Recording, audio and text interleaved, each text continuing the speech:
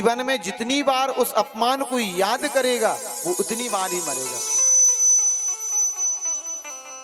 तो ये अश्वत्थामा के साथ ऐसे किया, मणि छीन ली, सिर मुंडवा दिया, मुख पर काली पोत दी, धक्का मारकर भगा दिया, उसे नहीं मारा।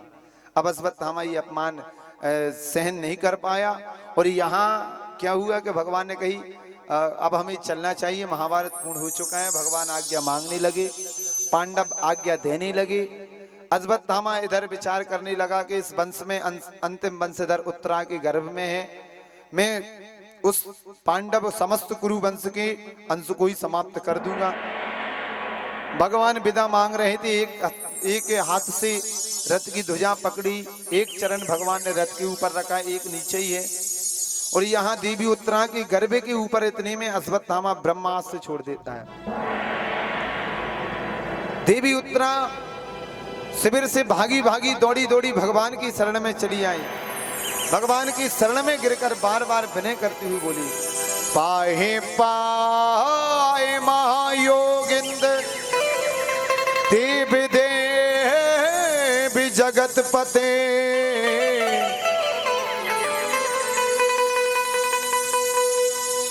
नान्यम तद भयम पश्चिमे, यत्र मृत्युस् परस्परम। हे प्रभु, हे माधव मेरी रक्षा करें, हे केशव मेरी रक्षा करें। तो देवी उत्तरा ने गलती नहीं की जो द्रौपदी ने की थी। पितामह भीष्म से सहायता मांगी, द्रोणाचार्य जी से मांगी, धृतराष्ट्र जी से मांगी, पांडवों से मांगी, मेरी लाज बचाओ। अंत में भगवान को पुकारा तब प्रभु तुरंत आए। परंतु देवी उत्तरा सीधे भगवान की शरण में गई। भगवान ने कहा ये तो देवी उत्तरा है। क्या हुआ? बोले मेरे गर्भ को ये भयंकर तेज जला रहा है, प्रभु मेरे प्राण जाए तो चले जाए, मैं तो वैसे ही अभिमन्यु की वैधव हूं, परंतु आप तो कृपा करें। तो तुरंत भगवान अंगूठे के बराबर रूप धारण करके देवी उत्तरा के गर्भ में प्रवेश कर गए। और वहां जाकर प्रभु ने अपने चक्र के द्वारा ब्रह्मास्त्र का तेज शांत कर दिया। यही गर्भ में परीक्षित जी महाराज हैं, देवी उत्तरा के गर्भ में। यहीं से परीक्षित जी की कथा की शुरुआत है। वो दर्शन करते हैं चार भुजाधारी भगवान श्री नारायण का, श्री विष्णु भगवान का, श्री कृष्ण जी का। और वहां उन्हें देखते ही रह जाते हैं। और प्रभु जैसे ही ब्रह्मास्त्र का तेज शांत होता है, वहां से लौटकर परीक्षित जी को आशीर्वाद देकर चले आए। धन्य है, ऐसी पहली भारत की माँ है संसार की जिन्होंने भक्त और भगवान को एक साथ अपने गर्भ में धारण किया, देवी उत्तरा। और भगवान जैसे ही लौट कर आए, देवी उत्तरा से कहा, देवी अब वो दर्द कैसा है तुम्हारा? देवी उत्तरा कहने लगी कि भगवान अब कोई दर्द नहीं हो रहा है। और सब पांडव जय जयकार करने लगे, परंतु कोई उन्हें धन्यवाद नहीं दे रहा था। देवी कुंती ने देखा कि इतना बड़ा काम किए, धन्यवाद कोई नहीं दे रहा, तो तुरंत शरण में गिर गई और भगवान की दिव्य स्तुति करने लगी। कृष्णाय वासुदेवाय देवकी नंदनाय चाह, नंद गोप कुमाराय गोविंदाय नमो नमः। भगवान की दिव्य स्तुति की तो भगवान ने कहा, अरे भुआ जी आप क्या कर रहे हैं? अब वो भगवान की भुआ है देवी कुंती। तुरंत भुआ जी को उठाया, वो कहने लगे कि आप ये क्या कर रही हैं?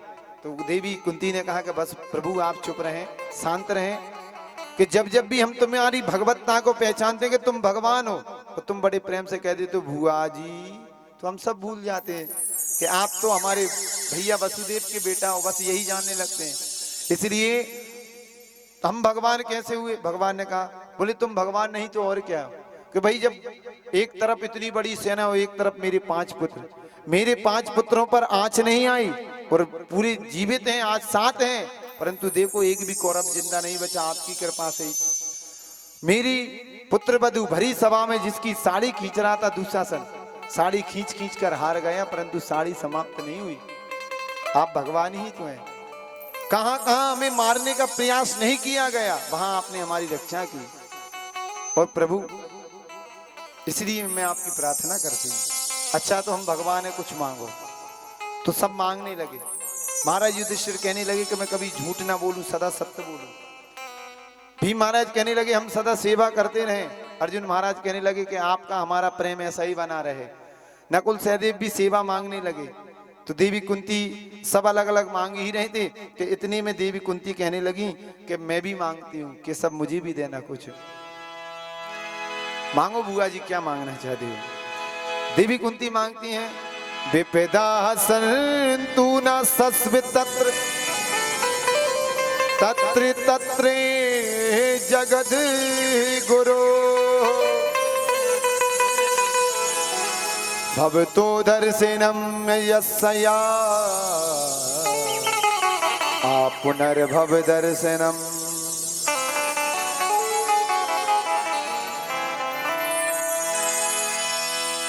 प्रभु यदि मुझे कुछ देना ही चाहते हैं तो विपत्ति पे विपत्ति, कष्ट पे कष्ट, दुख पर दुख दे दीजिए प्रभु। बोलो राधे राधे। अब बताओ संसार में कौन ऐसा होगा जो कष्ट मांगे, विपत्ति मांगे, दुख मांगे? हम भगवान के पास जाते हैं, थोड़ा सा भोग चढ़ाते हैं और उनसे कहते हैं सुख संपत्ति घर आवे, कष्ट मिटे तन का। सुख संपत्ति मांगते हैं। और देवी कुंती कहती हैं कि हमें तो विपत्ति और कष्ट दीजिए। तो भगवान ने कहा कि बुआ जी आप क्या मांग रही हैं? अरे तुम्हारे जीवन में विपत्ति दुख कष्ट कहां से मैं तुम्हें दूं? तो देवी कुंती कहती है कि देखो विपत्ति कष्ट में इसलिए मांग रही हूं कि जब जब हमारे जीवन में सुख रहा, आप हमारे जीवन में दुख रहा, कष्ट रहे, तब तक आप हमारे साथ रहे। आज सुख आया तो तुम हमें छोड़कर जाने लगे, इसलिए ऐसे सुख का हम क्या करेंगे जिसमें आप नहीं। सुख के माथे सिल पड़े जो हरि हृदय से जाए, बलिहारी बा दुख की जो पल पल नाम जपाए। अरे भाई ऐसा सुख लेकर हम क्या करेंगे कि जिसमें हम भगवान को ही भूल जाते हैं। और सुख में ऐसा होता है कि जब जब भी जीवन में सुख रहता है तो भगवान याद नहीं आते, और दुख आता है तो अपने आप भगवान याद आ जाते हैं। फिर तो खूब बुखार में कहेंगे हे राम हमारी रक्षा करो, हे प्रभु हमें बचाओ। और संकट कटा तो तुरंत तो महाराज फिर देखो जल में। बोलो राधे राधे। तो ये भगवान की कृपा है कि यदि तुम्हारे जीवन में दुख आ रहा है तो इसका मतलब यह है कि भगवान तुम्हारे ऊपर कृपा कर रहे हैं। दुख को अपना साथी बनाओ, अपना मित्र बना लो, और भगवान से कहो कि हे प्रभु हमारे जीवन में दुख दिया है तो ये आपकी बड़ी कृपा हुई है, क्योंकि दुख में कम से कम आप तो याद आ रहे हो। वो सुख किस काम का जिसमें भगवान याद ना रहे। इसलिए दुख की ही हमारा सच्चा साथी है।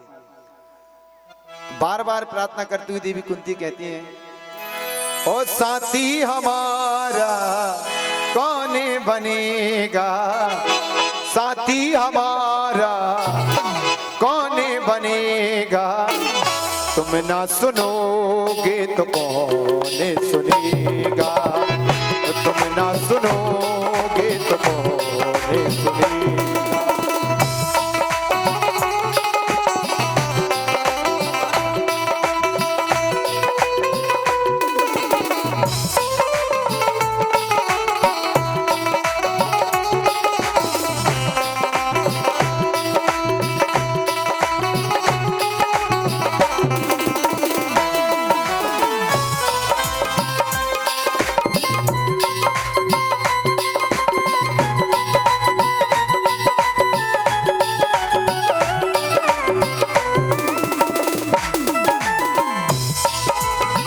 और प्रभु आ गए दर पे तेरे, सुनाई हो जाए, जिंदगी से दुखों की विदाई हो जाए। आ गए दर पे तेरे,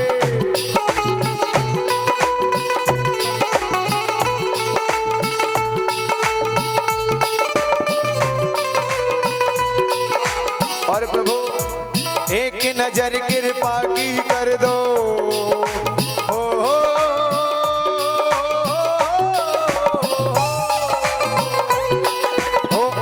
नजर कृपा की कर दो, प्रभु मानूंगा एहसान, प्रभु मानूंगा एहसान। संकट हमारा कैसे कटेगा, संकट हमारा कैसे कटेगा, तुम ना सुनोगे तो कौन सुनेगा।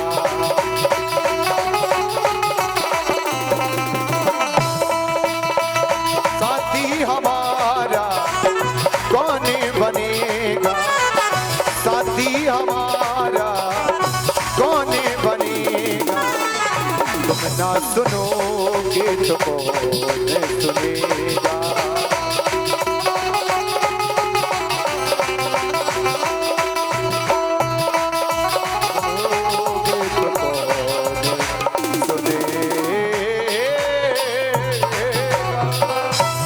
बोलो भक्त वत्सल भगवान की।